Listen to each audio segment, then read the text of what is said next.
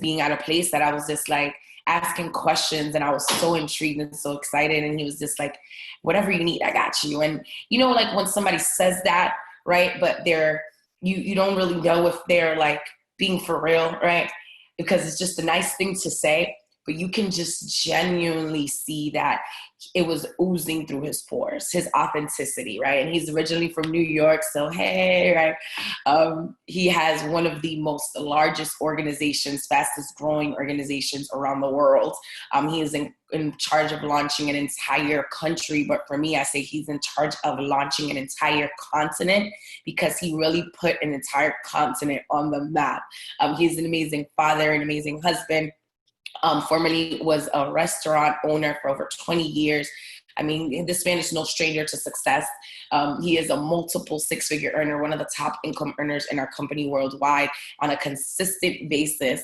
He's a regional marketing director in our lifestyle club, and it's just one of my favorite people, man. So Mr. Michael Marich, I know you're on here. I thank you so much for joining on. I know you've been working at it. And thank you so much for starting your morning with us. Thank you so much for your heart this morning and just for being here with us. How you doing?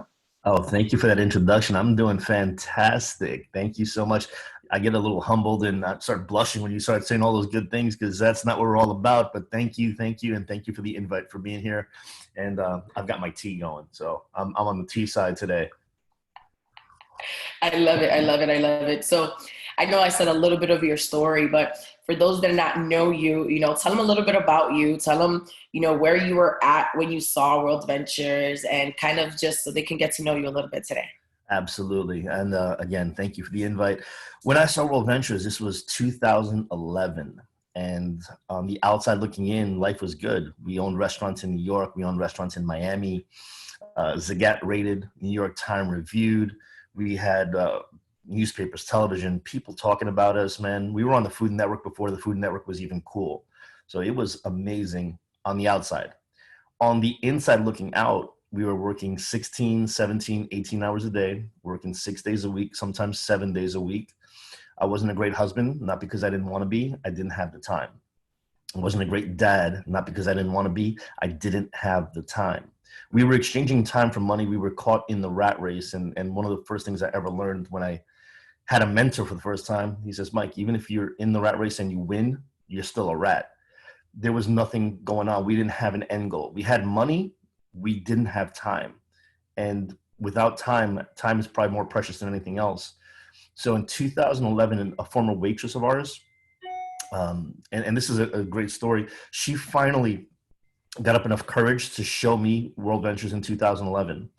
And it happened to be at the perfect time, happened to be at a time that we were struggling through a whole bunch of things. I mean, to keep it 100, my wife and I had for the first time in our marriage, had recently separated in 2010 because we couldn't stand each other. We were just fighting about everything, fighting about kids, fighting about business, fighting about the bills, fighting about whatever we could fight about. We were honestly getting at each other's throats. And we took a trial separation, which took a lot out of you as a human being. And we decided to give it one more shot. And literally we said, we got to do something different. We have to do something that's completely different if we want to make this thing work. And literally a few weeks after our decision, there was a knock on the door and a good friend of ours showed us World Ventures. And I said, really, God, seriously, you're showing me travel? Like I'm pouring my heart out to you and I want to change my life. And you're showing me a travel club. Like and my wife said, it's so funny because she got it before I did. She goes, we've been asking for something different. This could be it. And I said, all right, let's give it a shot. We joined and just backing up the story a little bit, the girl that showed it to us, she was our waitress 15 years earlier. So she joined World Ventures in 2009 and immediately made her list. And my wife and I were on her chicken list. She didn't have enough courage to call me out in 2009. And then she didn't admit to this till about 2013. She actually put my wife on the list and not me. She said I was an ass and I was such a bad person that I would never, ever be. I'm not a people person. I wasn't a people person. Believe that or not, if you like. I wasn't a person that liked to talk to people. So my wife was on her list, but she knew to talk to my wife, she had to talk to me. So for 18 months, we stayed on her chicken list here's the crazy part. Had she shown me in 2009, life was amazing in 2009. Things were going fantastic. It was the beginning of the recession, but the restaurants were going phenomenally. Things didn't start like falling apart till the end of 2009, beginning of 2010. Had she shown me this in 2009, I probably would have said no, because it wasn't my time. When she came to me in 2011, we were praying for something. We just didn't know what something was. We didn't know what we were looking for. And when we saw it in 2011, I said, wow, I'm going to trust. I don't know what travel is, sir, but let's do this. We had traveled 4 times as a family in 17 and a half years of the restaurant business. Out of those 4 vacations, 2 of them were to see my in-laws. They don't count. So just 2 vacations in 17 and a half years. We saw this. I'm like, man, we could start traveling. We started dreaming again. We started seeing things that we hadn't seen before. And I can tell you now, with 200 plus vacations since we joined, 43 plus countries, 45 out of 50 states, going all over the world. This has been the biggest blessing that I have ever seen. And our job here is not to keep the blessing for ourselves. Our job here is to share the blessing with as many people as humanly possible. And when I see this and I see people, and like you said, I wanted to help, because for so many years I shut so many people out. And I was in the kitchen, man. I'm a chef. You asked for, I want to speak to the chef. I'd come out with a big chef knife, like, is there a problem? No, everything's good. I'm like, good. Enjoy your food, and I'll go back inside. I was that guy. So going from that guy to the guy that you see behind me here with all these pictures and having fun with the "You Should Be Here" sign, it's definitely a life changer if you let it be a life changer. And to me, that's what it's been so far. Man, it's funny because I'm over here taking notes and listening to you. By the way, note takers are history makers, right? And I'm just like, and I've heard your story before, and you just said something, and and you've probably said something, but it just hit me a little different. And you said something like, I wasn't a good husband, or I wasn't, not because I didn't want to be, but because I couldn't. And it just makes me think of so many people in life that, and even myself, right, of things that we want to do, of the people that we want to become, or the people that we want to be, or the blessing that we want to be, or just where that we want to be better and do better, but circumstances just aren't allowing that, right? And it was so beautiful that you said that, because it's like, I wanted to be a better husband. I couldn't at the time. And there's so many things that people want to do. They want to have freedom. They want to be, excellent people. They want to be there for their kids all the time. They want to be, a blessing to so many people. But sometimes, whether it be circumstances or whether it be fear, whatever the case may be, it just holds them back. And I love that you said, you started dreaming again. That was big. That was really, really big, because you come from this, that you're already successful. So the average person's looking at you like, he's already successful. He's already, thriving. But you weren't, right? On the outside looking in, you look happy. You had it all going on, but you're like, my marriage was right. Like so many different things that I was just like, I needed this. And I love how someone was like, well, this could have been what we were been praying for, right? That was just beautiful. So, take us through your journey. And a lot of people, and I know the journey, right? However, I'm thinking of the brand new person that's on here, or that person that is probably, have some time in Real Ventures, or have some time in their entrepreneurship. And, we love to make these that they're company specific and industry specific, but world relatable. And it's people that are on an entrepreneurship journey, or people that are getting started for the first time. And they're just like, well, what, was it always peaches and cream, Mike, right? Was it always the glitz and the glamour? Were you always on the stages of the world? And did everybody always know who you were, right? And I just remember it, you're so humble, but and Mr. Marich is a savage. He's one of a humble savage, okay? Like, don't let the smile and the joy and the humor fool you, because he is just a beast in this business. He is a savage in life. And why I mean that is because He is someone that is just always making things happen, but he's leading from the front. And if that's something that I've always learned about you, is that you've always led from the front. I remember when I was living in Miami and South Florida where we met, and it was always leading from the front. And I saw the success you were having, your team was having, and it was just like the speed of the leader, the speed of the team is the speed of the leader, right? The speed of the leader is the speed of the team. We hear that all the time. But a lot of people, they see the glitz and the glamour, they see all of the success, and they're just like, was it always like that? Right? So take us through your journey. Take us through your journey. And I would say, what would you say, take us through your journey of World Ventures, of where you were, and where you're at now. And I know that we don't probably have enough time for that, but I'm going to ask you some specific questions after you share that. But just kind of take us through your journey of entrepreneurship. I'll give you the short version because we could be here for days if I give you the long version. But the short version of it is we got started. And I got started with my New York City restaurant business mentality, the person that you didn't want to be. And I got started with, I've been successful in everything I've done. Financially anyway, I've been successful. So I don't need a mentor. I don't need any help. The girl that signed me up, she was my waitress. She was probably the worst waitress in the story of waitressing ever. We never fired her because she was a friend of the family. We knew her mom. We knew her brothers. So how is this girl who doesn't know even how to bring a cup of tea to the table going to teach me about business? Thank you for showing me, but you can go now. I'll take care of this. Yeah, I couldn't take care of anything. So it took me 14 months to hit senior rep. Not because I didn't want to. We started working right away. I mean, we invited 10 people to the house the first day. 7 showed up. 6 people signed up day 1. And I put them all on one side. And then I said, you know what? I could do it again. And I started getting people in. So, great idea. Let me do 2 sides. Let me do a Florida side where I live and then a New York side. So I flew up to New York with my first check. I made $570 within about 6 days. Paid all of that plus some because the flights were expensive. Flew up to New York and I signed up another 6 or 7 friends, people that trusted me from the restaurant business. I didn't know what I was doing. I didn't know anything. I honestly kept calling it World Adventures for almost a month. It's World Adventures. It's World Adventures. We didn't have the websites. We didn't have the app at the time. I hadn't gone to a training. I refused to go to a training because I said, man, they're just trying to get me. They already got me for like $500. Why would I go to a training? I'm living in Florida, 2011. There are no trainings in Florida, 0 trainings in Florida. So we had to drive either to Mississippi or we had to drive to New Jersey. All right, 15 hours to Mississippi, 18 hours to New Jersey. I ain't paying for the flight to Mississippi because that was like $1,000.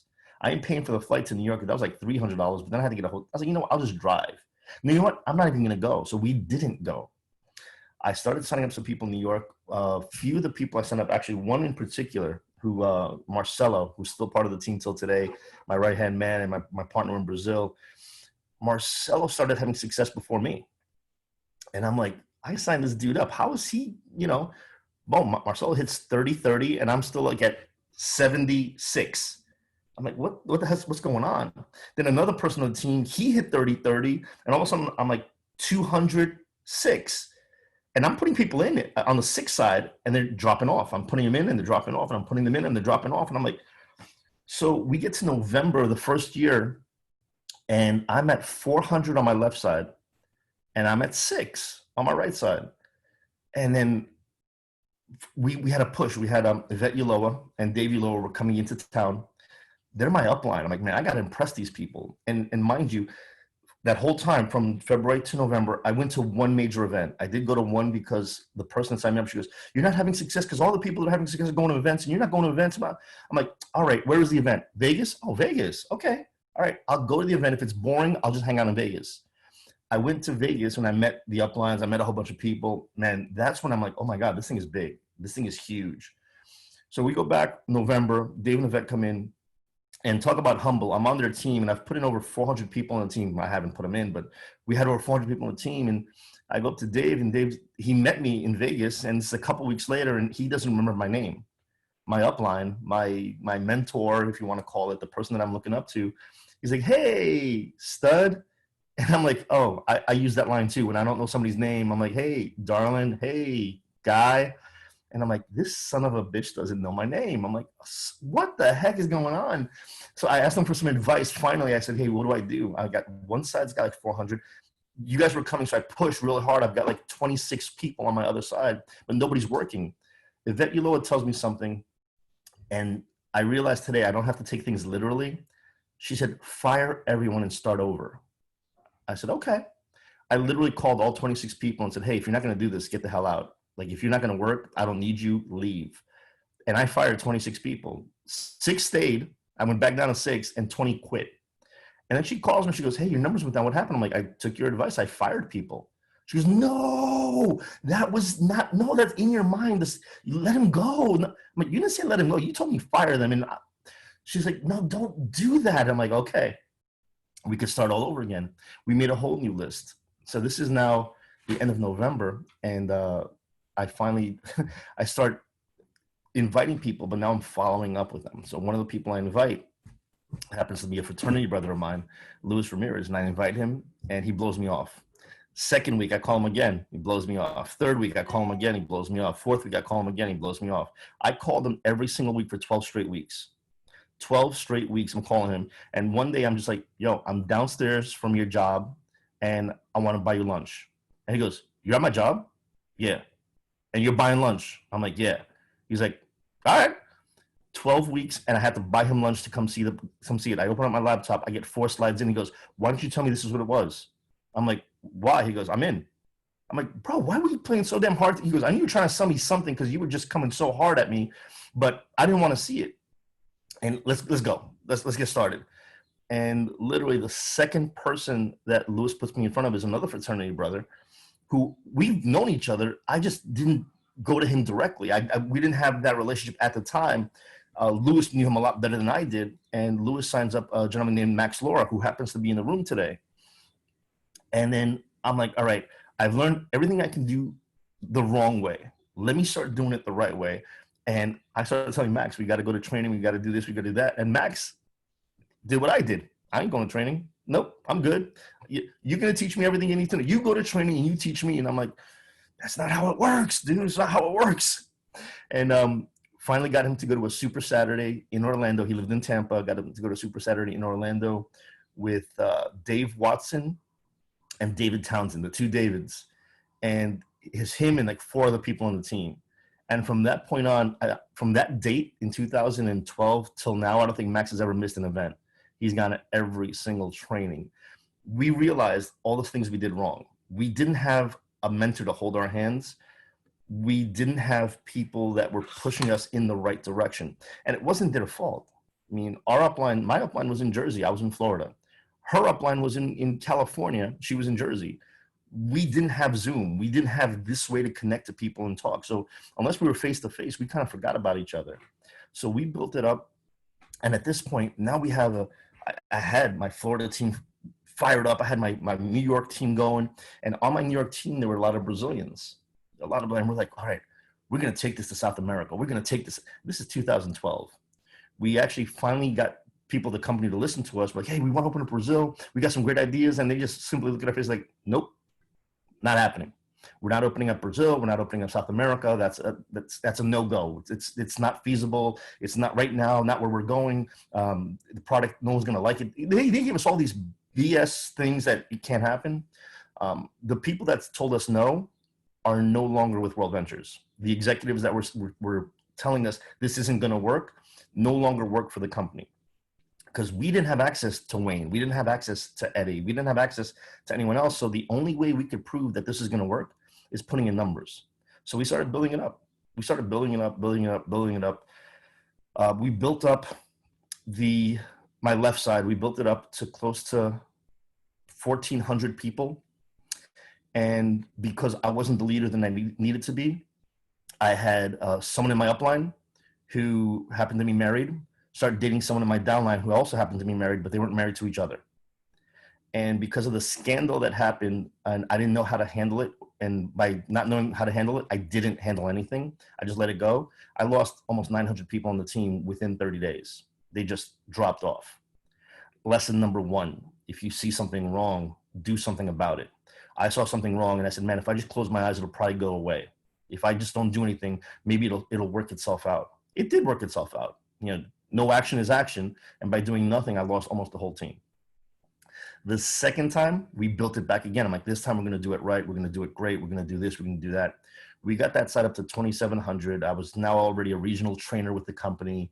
We're flying high. My team in Florida is booming. They've expanded now into North Carolina. They've expanded to South Carolina. They expanded into New York. We're blowing up on one side.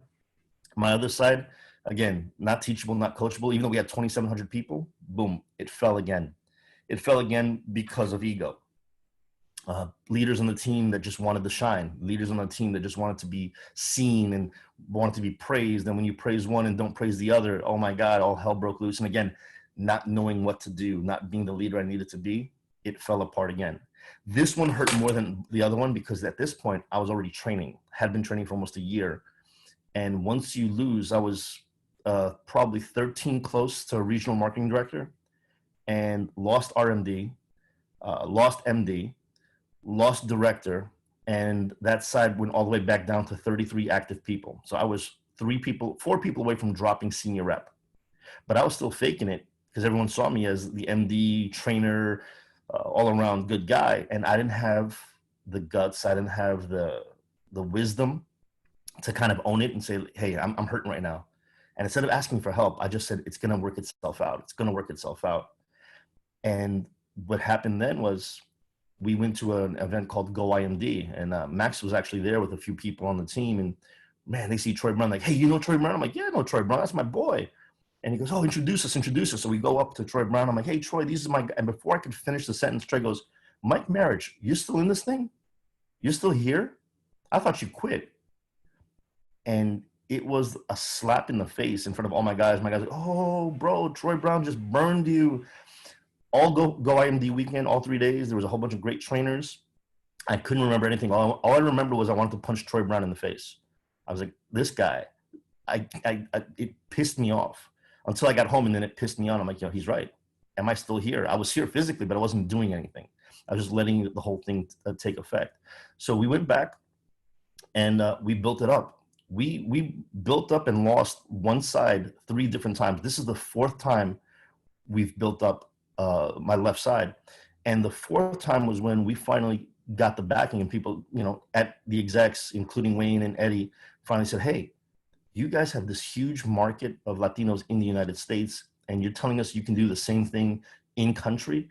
I'm like, listen, we built up with Brazilians in New York, Brazilians in Connecticut, Brazilians in Jersey, Brazilians in Florida, Brazilians all over the country. It's going to bleed eventually. We're going to eventually be in that country, whether you like it or not. So you better get on your ball, because I don't want you guys getting fined or any type of penalty for being in a country we're not supposed to be in, because it's going to open anyway. And they're like, well, we got to run, but you got to help us out. I'm like, all right, tell me what we need to get done.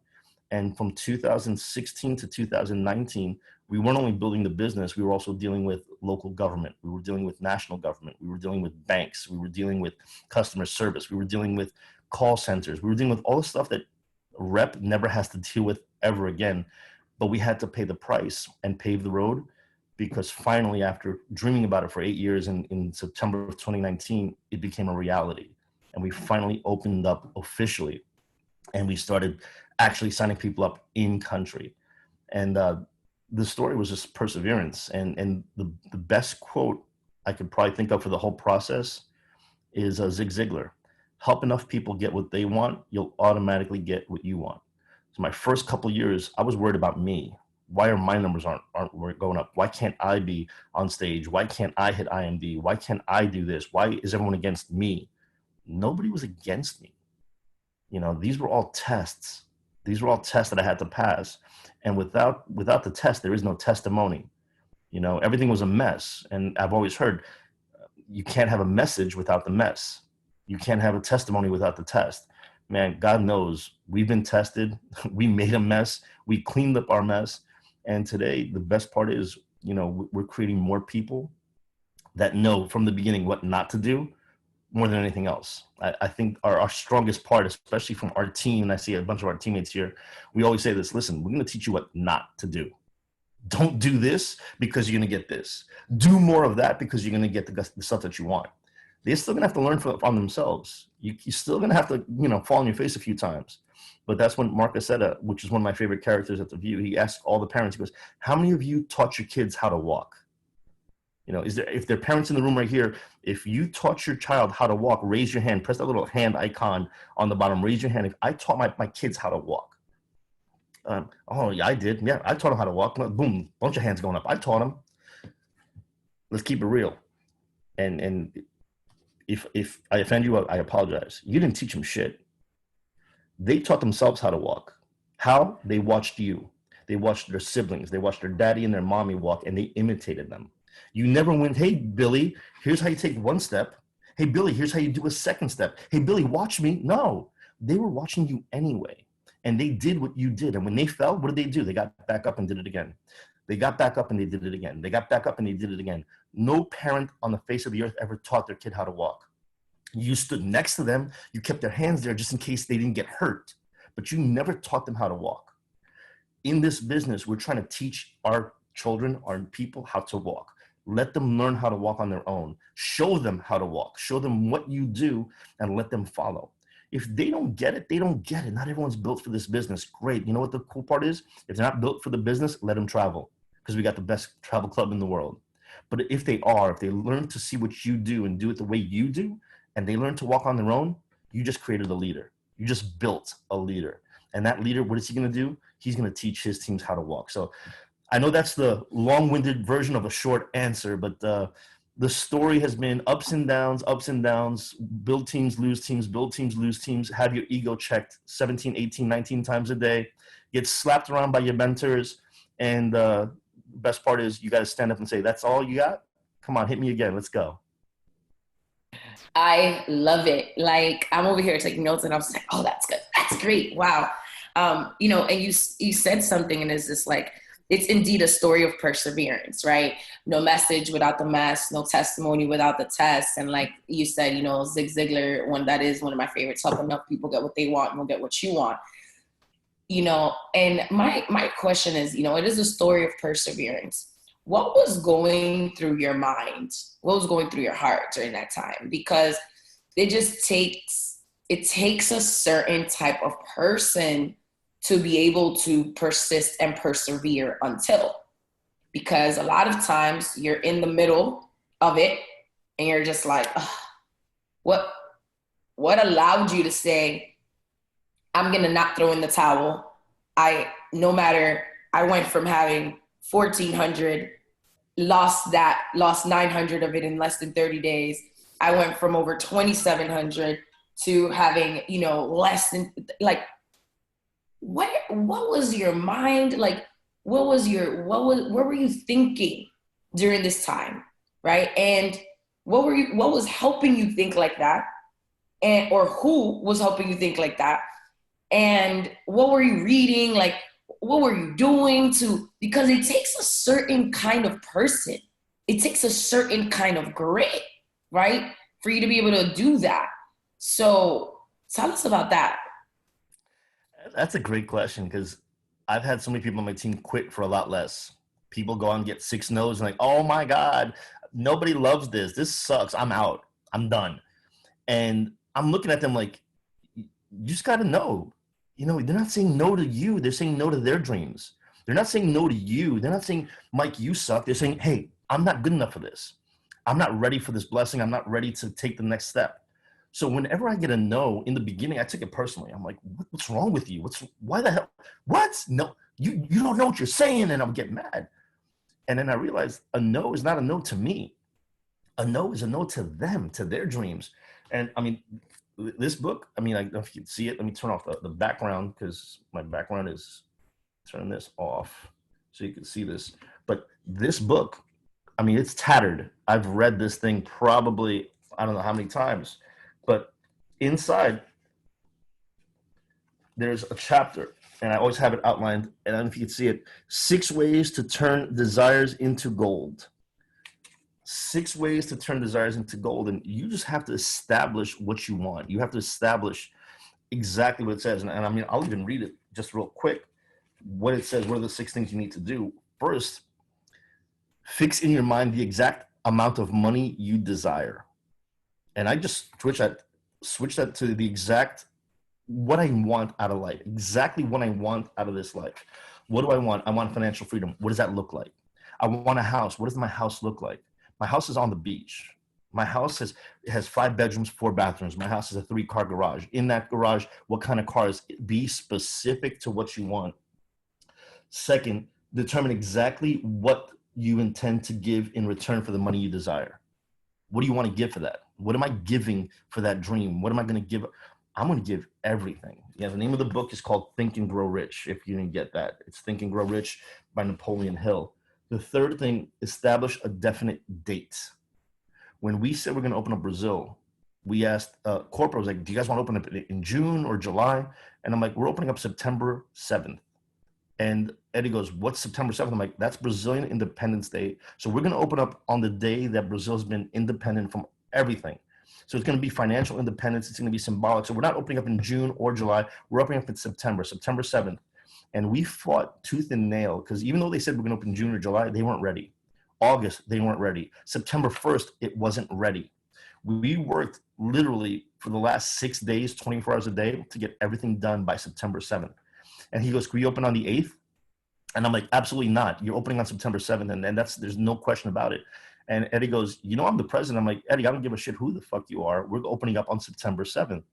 On September 7th in the morning, he goes, hey, I got good news and bad news. I'm like, what? He goes, good news is we can open up today, but it won't be till later tonight. And the bad news is the website's not going to be working. And I'm like, Eddie, I don't care what you have to do. He goes, I'm just messing with you. It's open. And we set a date and we kept the date. And I apologize if I cursed if I offended someone, but that's exactly what I told him. I don't give an F what you got to do, but it's opening on the date. So we gave him an exact date when we're going to open. Fourth, create a definite plan for carrying out your desire and begin at once. What's the plan? What's the plan? How do we get to 3,000 people? One at a time. You know, and 1 + 1 we add, but if you get other people to buy into your vision, help them get what they want, you'll get what you want. Now you start multiplying. One of the coolest trainings I've ever heard in World Ventures was by a gentleman named Terry Camp. And Terry Camp, he says, you can lead probably 50 to 100 people well. You can't lead more than 100 people because you won't have the time to give them what they need to become good leaders. So once you get between 50 to 100 leaders, you have to find the next leader.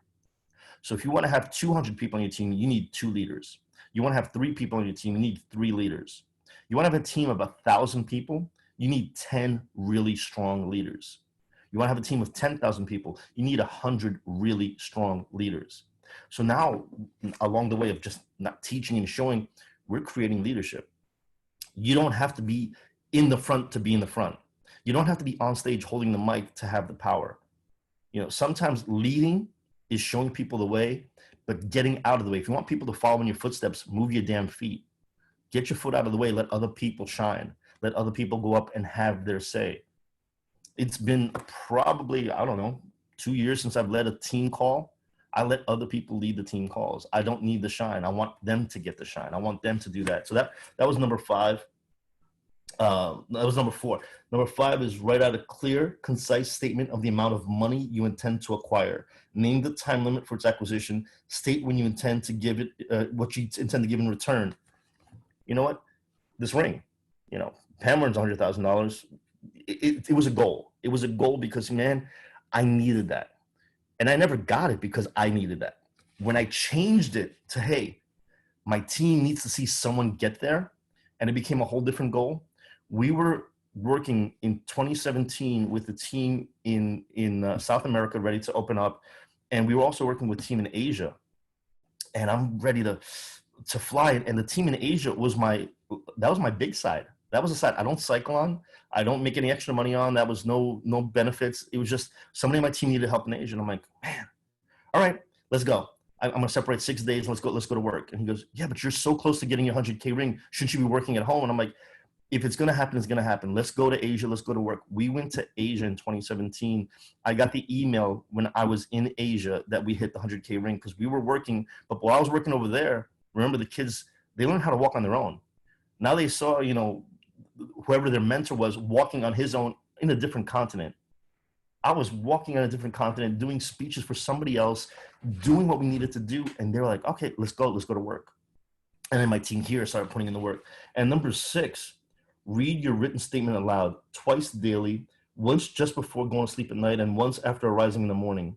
As you read, see, and feel, and believe yourself already in possession of the money. Not just the money, whatever it is that you need. And that book, I mean, it's tattered. It's probably like my 3rd or 4th copy. I give these away, man. When people get excited about the business, I give them and I go buy a new one. I love that book.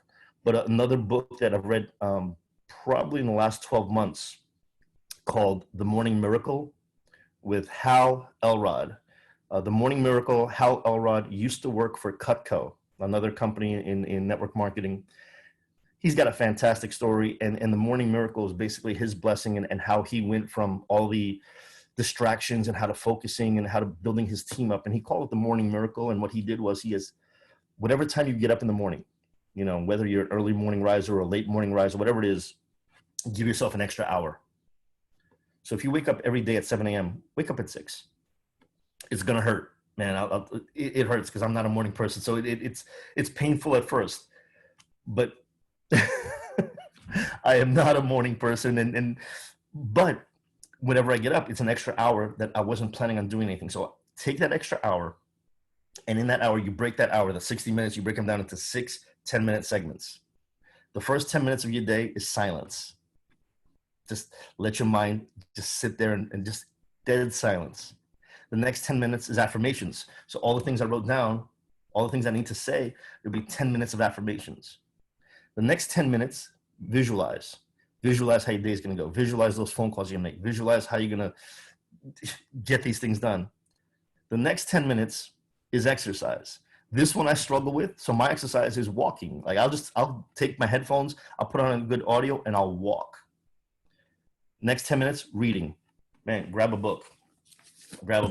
I'll reread. Man, The Slight Edge. I don't know if you guys can see that. The Slight Edge, Think and Grow Rich, How to Win Friends and Influence People. I'll grab whatever's around. I'll reread, do it again.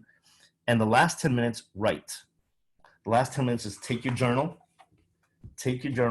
and just notes. Whatever you want to write about, whatever you're feeling at that moment, just start writing notes. And I've got journal after journal after journal. So 10 minutes of silence, affirmations, visualization, exercise, reading, and writing. That extra hour per day gets everything out of the way. Now, when I start my day, and I'm starting out the regular time that I wake up, I've got my cup of tea. I've got everything in my mind right. I've got my vision for the day, and I'm ready to go. And especially now with the coronavirus and the pandemic and all the stuff that we have going on, this is key. This is actually, it's been a blessing. Crazy as it seems, the virus, the pandemic has been a blessing because now other people are in panic mode. Like what I'm going to do, and they see us and like, how can you be guys so chill? How can you guys be so chill and relax? And oh my God, we're going on vacation. We're going to New Orleans next month. We're going here in 2 months. How do you know, what if they cancel? If they cancel the trip, they cancel the trip. We do something else. But we're going to keep doing what we do. And hey, if you want to see what we do, jump on a Zoom. We did 8 Zooms yesterday and we weren't even tired. It was like almost midnight. I'm on the phone with Pam like at midnight and she's like, you good? I'm like, yeah, I'm good. She's like, listen, I know you don't like mornings, but hey, can you be on? I was like, Pam, for you, anything, because that's family. The biggest thing about this thing is not only do you build yourself, but you meet people. You know, Max Laura is my brother from another mother. He's my brother for life. Like there is nothing I wouldn't do for that dude ever. Pam, just same thing. People that come into your life. So the blessings are going to come. The money is going to come. The houses are going to come. The trips are going to come.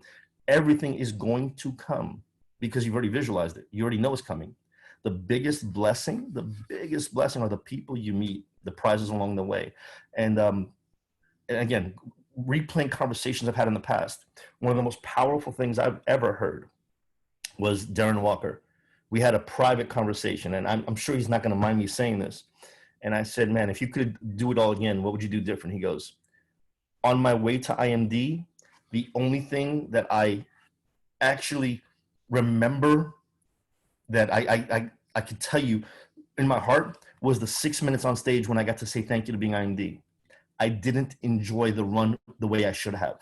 I ran so damn hard during the run, and I have brief snapshots of the run.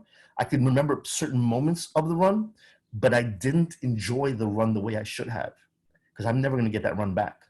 I'm an IMD. God bless, thank God. And Darren is a brother to me, a dad to two. He's got the little baby, and he's the guy that keeps things real. I mean, he did me a solid yesterday with the team call, and he told me, he goes, Mike, enjoy the moments, enjoy everything that's happening along the way.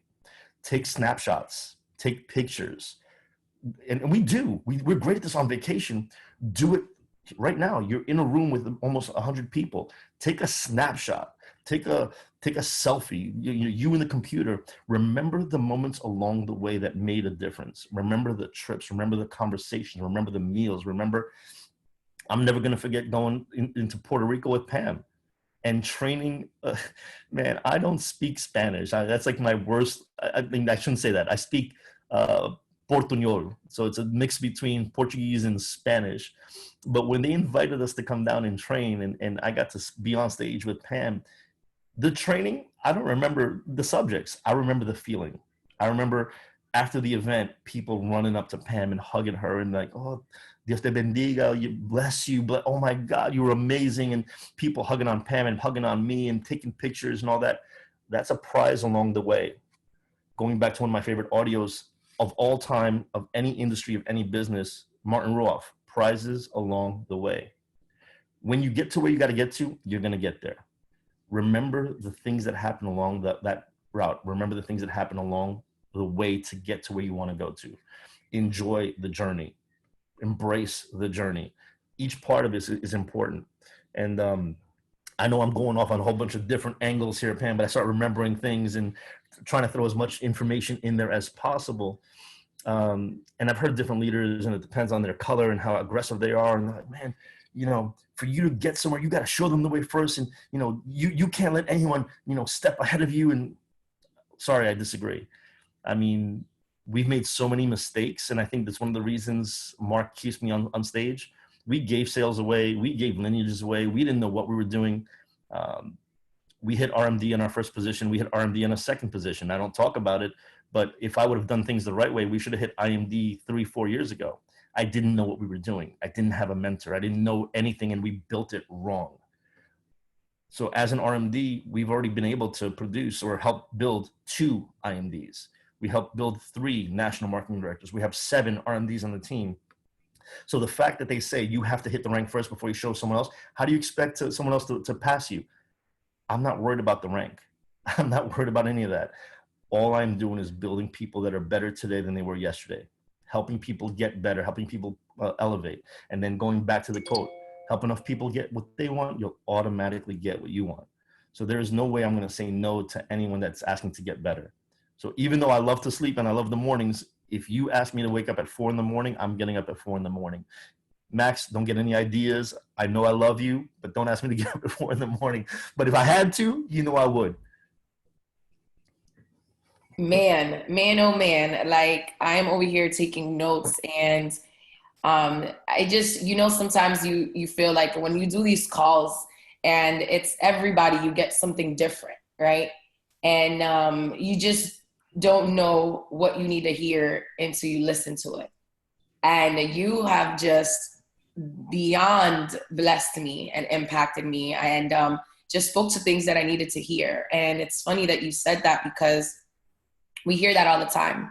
Enjoy the moments, enjoy the process. You know, like, what is success to you? Like, what does that mean? But what is it, you know, reaching the mountaintop if you don't remember how you get there, and you can't describe the feeling? And it's like, you know, you're talking about Puerto Rico, us training together in Puerto Rico. And it's just like, it was a really emotional time for me, because that was like a dream, you know, and that was like, it was like beyond this is my friend.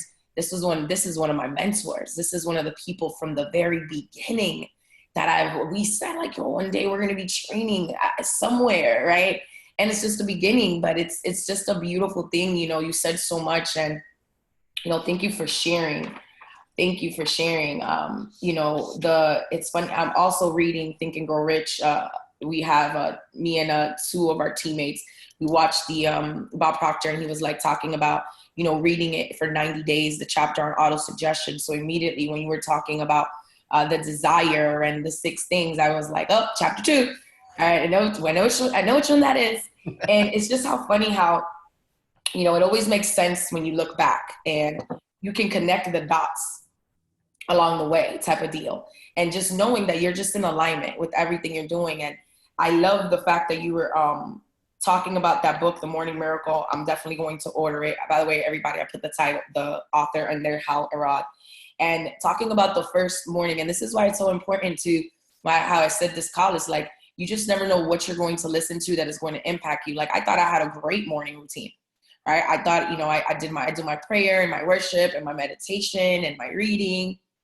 And sometimes, you know, I make sure that I'm done with all of that. And then I'll answer some phone calls, but I'll still take the first hour of the day for myself and then go work out. Or, you know, it's like, okay, but I loved how you just broke that down 10 minutes in 10-minute increments. That was so, so powerful. I'm definitely incorporating this into my morning routine. Powerful, powerful. And, you know, you said something also that I was like, it made so much sense. It made so much sense because you're just like, you just knew what you were going to do. No matter where you were at, no matter how dark it was, no matter how tough it was, no matter the circumstances, you didn't care who left. You didn't care who didn't buy into the vision. You just knew it was going to happen. You just knew it, right? You just knew that you were going to succeed. You just knew that you were called to be the light. You just knew that you were called to lead. You knew it. And that is so powerful, you know, in knowing and continuously forcing yourself to level up, continuously, you know, extending your mindset. And you're someone that's always working on yourself. You're someone that's always leading from the front. And it's just a beautiful thing to just hear your story and continue to witness your greatness and your impact and beyond WB in the world, because you're definitely a force to be reckoned with. And I'm so honored to do life with you. And as we wrap this up, the next training event, it's June 13th. And then right shortly after that, it is June 20th, the Spanish RTE, which you're going to be featured in that. And, you know, Mike works a lot behind the scenes. And then after that, we have Millionaire Boot Camp, right? And he likes to work a lot behind the scenes. And, you know, if you guys don't know, Michael Marich is always the one leading. Like he got his hands in something. If there's history being made, he has a part in it. And I say that because last weekend we did a event, and it was a Super Saturday for Latin America. And we had over 1,200 people online. Like, that was history being made in Real Ventures, in Latin America, in South America, in period, in the world, right? And he was the person behind the scenes. Nobody kind of knew except the people that he was putting this thing together, and he had an amazing team. I know Adriana's on here. Much love to you because she was a part of that. You know, Gobi Lara, Diego, Peter, so many different leaders, Yvette Iloa, so many different people. But you were so adamant that we were going to make history, and we did, right? And I'm getting goosebumps talking about this because I believe with every fiber of my being, like, history is being made right now. Like, they're going to write about this pandemic in the history books, and they're going to write about the time before coronavirus, during, and after. And I think it's so important for people to understand that, you know, we're writing history at this moment. So why does everything we do today matters? No matter if you just got started, no matter if you've been in for 6 years, 8 years, why does everything we do today matter? And why is it so important that everybody on this call gets to the next training event, and also make sure that we have the most people at the next training event? Well, you hit the nail on the head with everything is changing. And with creating history, I'm going to throw that right back in your face, because you've taken this opportunity to take the lead. And again, not visually, but if people on the call don't know this, every single day, there is a webinar that goes on multiple times a day, and it's gone on every single day for probably 90 something days already.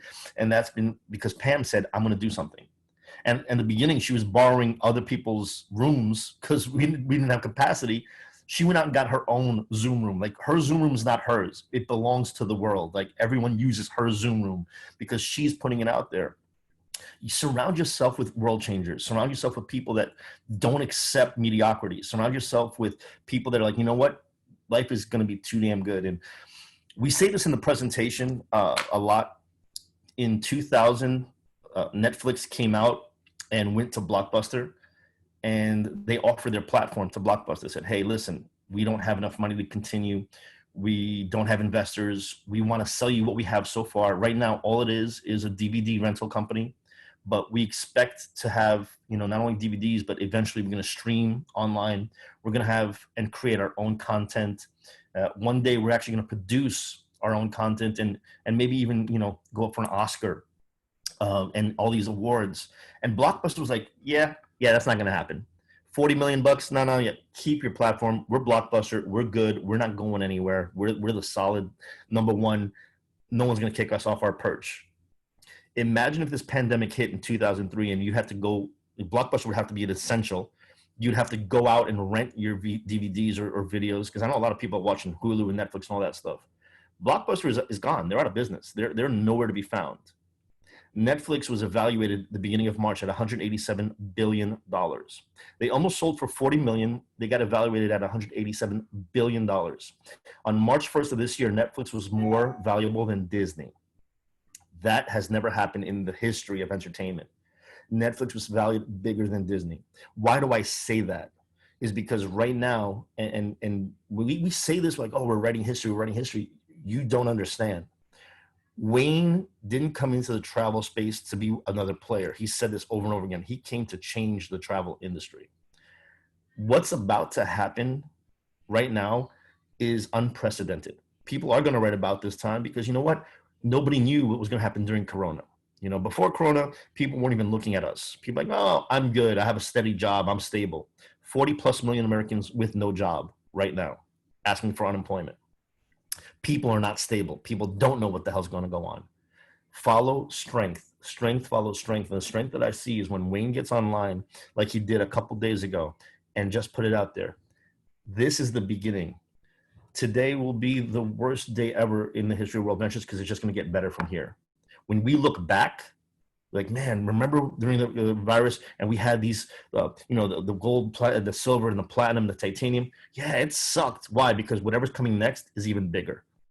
Man, when they came out with Dream Trips Life a couple years ago, I thought, man, this is it. Dream Trips Life. Oh my God, this is awesome. They had this thing called My Deals. We can get coupons and I can get discounts at fast food places. This is awesome. Then they came out with the restaurants. And then My Deals, what the hell is My Deals? Forget about that. The restaurant thing, that's the shit. Oh my God, look at this. And then, it evolved and it evolved again. And then we had the recordings online. Oh my God, if we get the Advantage program, we get all these trainings. Oh, and now they came out with WV Pro. And if you haven't seen WV Pro, what's coming out next, it makes Advantage look like shit. Like, oh my God, that sucked. So today is going to be the worst day ever in the history of WV because it's just going to keep getting better and better from here. So when we have that vision and we know what's about to happen, we get excited. When we get excited, what do? We want to get more information. Where do we get this information? We get it at a Super Saturday. We get it at a regional training event. We get it at a national training event. We get it at an international training event. And June 13th, there's an RTE.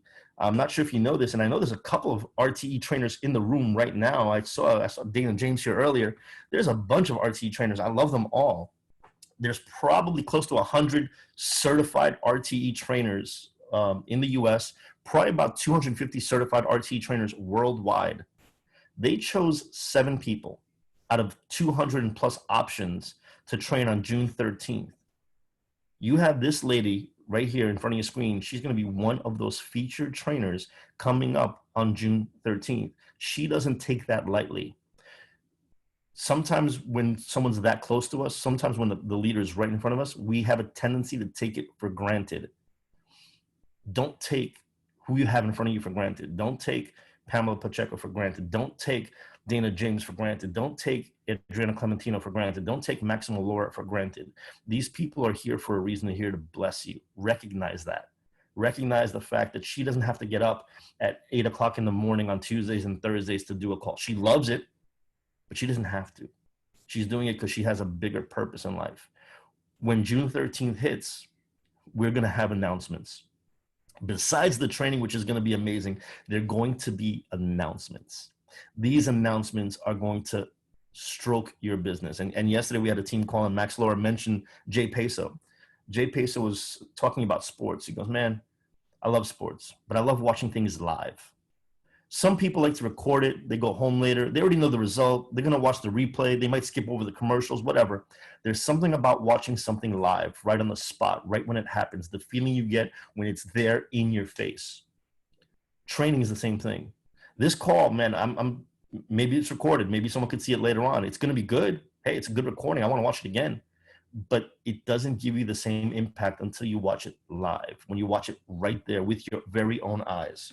2012, there was a training where they announced the BMW promotion, where people, if you did X amount of dollars in sales and you had X amount of people on your team, you qualified to get $600 towards your BMW. My partner, Marcelo, was one of the first 26 people that had already automatically qualified.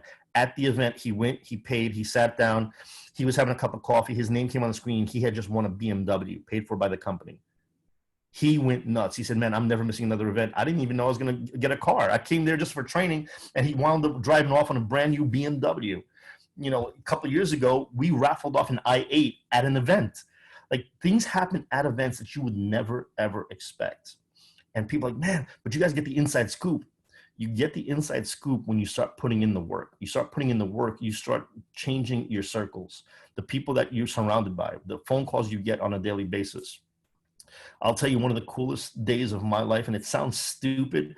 It sounds silly. Let me put it that way. It sounds silly, but the day that I walked into one of the events and Marca said hello to me by name. Hey, Mr. Marich, how are you? And I'm like, oh my God, he knows my name. Holy smokes, this dude who runs the biggest training factory in the world, he knows I'm like, I was mind blown. Holy smokes.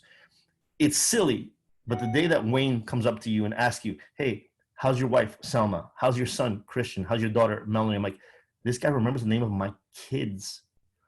Wow. When you are on that level, when you get around that circle, you're like, man, I'm doing something right.